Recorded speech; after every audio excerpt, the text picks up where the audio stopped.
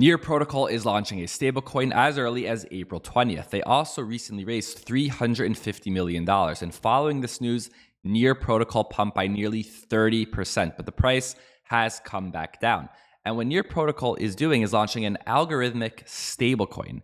This is a stablecoin that is not backed by centralized assets, but instead backed by decentralized assets. And it sounds very boring because it is. However, this is one of the killer applications in the crypto space. This is why right now Terra is a top 10 cryptocurrency because of UST, a decentralized stablecoin. And if you have a decentralized stablecoin that people want and people use, the blockchain that it is on will be a valuable blockchain. It is that plain and simple. So here we have Near Protocol that will be launching USN, a decentralized stablecoin. So if USN is successful, then Near Protocol, the blockchain that it's on, will also be successful. But will it actually work? And following this news, Do Kwon, the founder of Terra, put out a thread, and I would think he would be upset or very competitive. But actually, at the end of this thread, he stated, "I welcome this Cambrian explosion of decentralized stablecoins. Lunatics, instead of worrying about competition, we should strive to raise as many communities around decentralized stablecoins as possible. The moon shines brighter when everyone wins." Well, can Near Protocol actually win with USN, their decentralized stablecoin? Let's talk about it.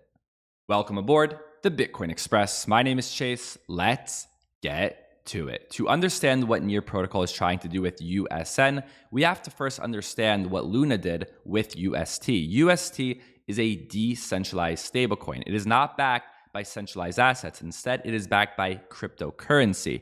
And prior to UST, there have been many decentralized stablecoins that eventually fell apart, and now they are no longer decentralized. The best example is DAI. DAI used to be a decentralized cryptocurrency, but following the 2020 Black Thursday crash, DAI decided to add centralized assets as collateral, because if we're taking a stablecoin and backing it by cryptocurrencies that are very volatile, it's very possible, actually likely, that the peg will no longer hold, that these stablecoins that are supposed to be worth $1 are no longer worth $1. So as I make this video, if we're on DAIstats.com, we can see that USDC and Wrapped Bitcoin are used for collateral for DAI. These are centralized assets. So right now, as I make this video, UST is the leading decentralized stablecoin. And like I showed you earlier, this is why right now, Terra is a top 10 cryptocurrency. And there are two things that need to be done to have a successful decentralized stablecoin. The first one, number one, is keeping the peg 1-to-1. So far, Terra has done a very good job with this. Despite the up and down price movement of Terra, the peg has held. And to further strengthen this peg, Terra plans to buy $10 billion worth of Bitcoin to back UST. And currently, as I make this video, they have 35,000 Bitcoin in their reserve. So they continue to buy more. And very surprisingly, Terra has recently bought $200 million in Avalanche for their reserve. This is one that definitely surprised me. Out of all the cryptocurrencies they could buy to use as collateral to back UST, they chose Avalanche. Like I said, very surprising to me, very surprising to others. And Do Kwon stated, Avalanche is still a growing ecosystem. A lot of it is fueled by loyalty to the AVAX token, and users feel a lot of affinity with an asset that aligns itself with AVAX. Whereas for the average Ethereum user, aligning yourself with Ether doesn't really mean that much. So here we have Terra buying all of these cryptocurrencies to make sure that the peg stays. So this is the first step to an algorithmic stablecoin, which no one has really been able to do yet except for Terra and UST. Now, the second part is you have to actually get people in the door. There needs to be a need or a want for them to hold this stablecoin. And one of the killer apps in the Terra ecosystem is on Anchor Protocol, where users can take a decentralized stablecoin and in a decentralized way, they can earn 19% APY.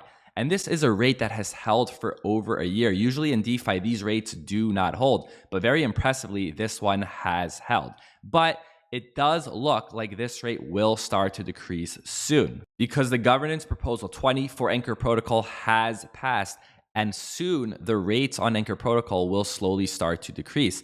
And this gives an opportunity to other blockchains to attract new users. And in this case, for this video, we're speaking about Near Protocol. So right now, there is no stablecoin, right? It doesn't exist as I make this video, but they plan to release a stablecoin, an algorithmic stablecoin, not backed by centralized assets, as early as April 20th, and it's going to be called USN.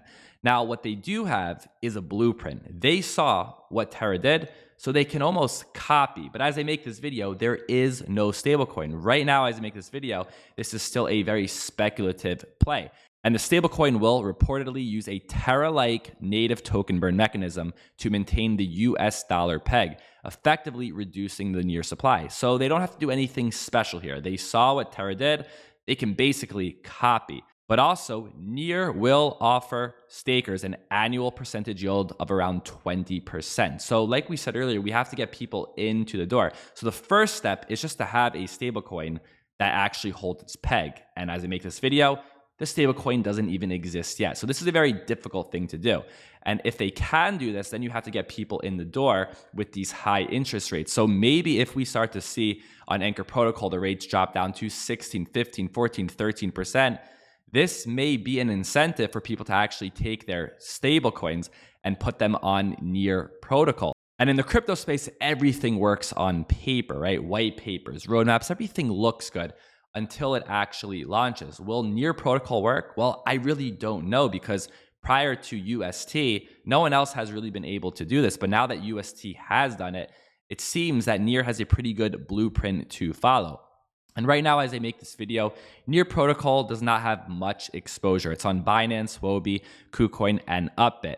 But Zoran Call, the founder of a popular Telegram group, stated that he believes it will be on Coinbase very soon, in the next couple of months. Also, quote, this also paves the way for Near NFTs to be integrated into Coinbase's upcoming NFT marketplace. So Coinbase has not confirmed any of this, but that would be a very big deal if Near Protocol makes its way onto Coinbase. But we also may see it on FTX, because FTX Ventures is one of the backers in Near Protocol's latest $350 million funding round. So it would make sense that they make their way on to FTX. And as I make this video, Near Protocol is already a big coin by market cap. If we look at Terra, it's sitting at number 8 with a $33 billion market cap, and Near Protocol at number 18 with a $10 billion market cap. So right now, as I make this video, Near Protocol does not have this stablecoin yet. We don't know if it's going to work, but I hope that it does work. Like Do Kwon said earlier, there is room for more than one decentralized stablecoin in this space.